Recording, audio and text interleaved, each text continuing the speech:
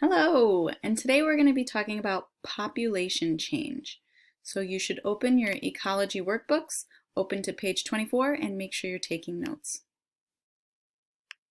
So first, let's talk about some important vocabulary words that you need to remember before learning about how populations change.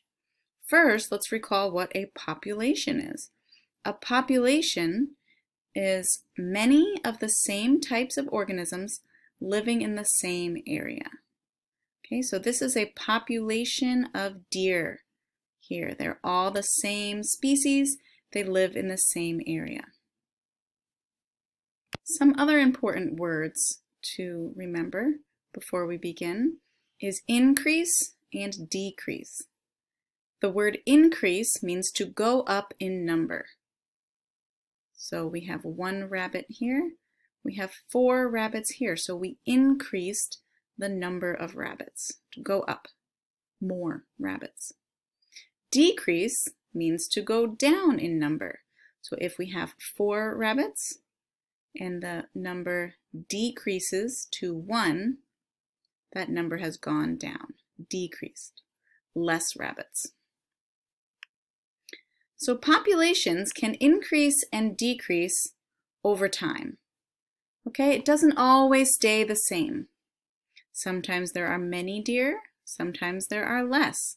The population changes over time. So you can see in this graph, we have the years at the bottom and the number of deer over here. So some years there are more deer, increase in population, and some years have a decrease in population.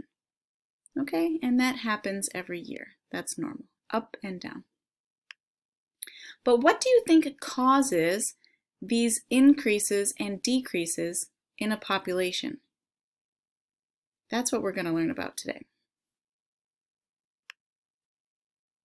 So first thing that causes an increase is that organisms may give birth, right? Birth is the beginning of life.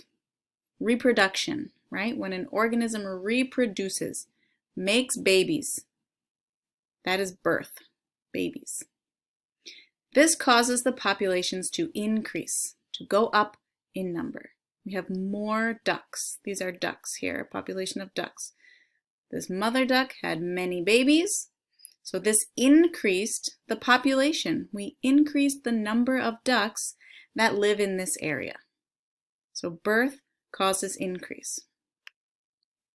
The opposite of birth is death. Organisms may die. Death is the end of life. This causes the population to decrease, to go down, right? If organisms die, then the population decreases. Organisms may emigrate. Emigrate with an E, emigrate. With an E, emigrate means to leave the population.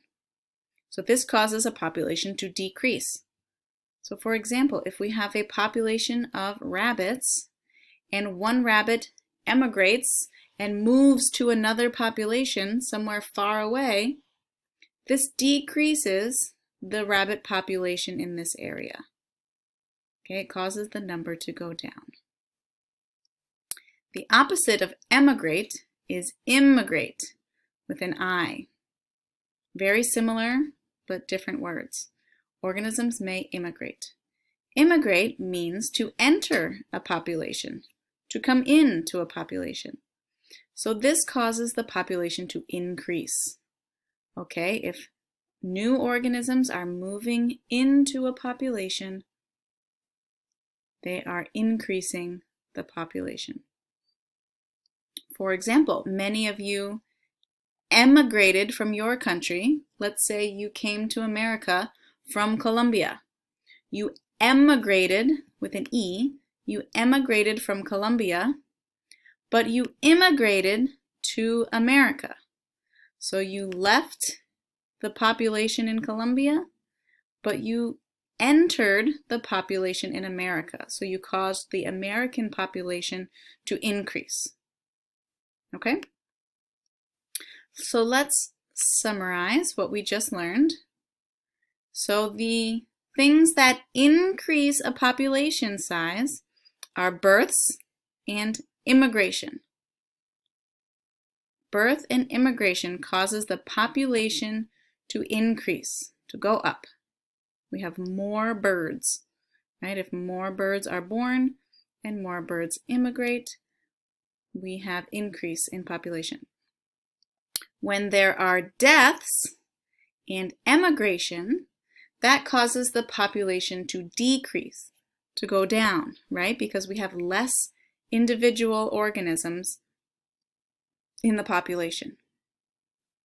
Okay? I hope that helps you understand.